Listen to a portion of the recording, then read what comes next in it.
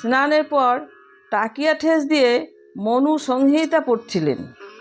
ষষ্ঠ অধ্যায়ের 37তম শ্লোকটি বিশেষ করে পড়ে শোনালেন। শ্রী শ্রী ঠাকুর মনু সংহিতার 2য় অধ্যায়ের 28তম শ্লোকটি মুখস্থ করতে বললেন। এই দুটি শ্লোকই আদর্শসম্মত বিবাহ সংস্কারে পবিত্রতা ও প্রয়োজনীয়তার বিষয় উল্লেখ আছে। অফার দেওয়া মানে বরণ করা সম্বন্ধে রাত্রে বললেন।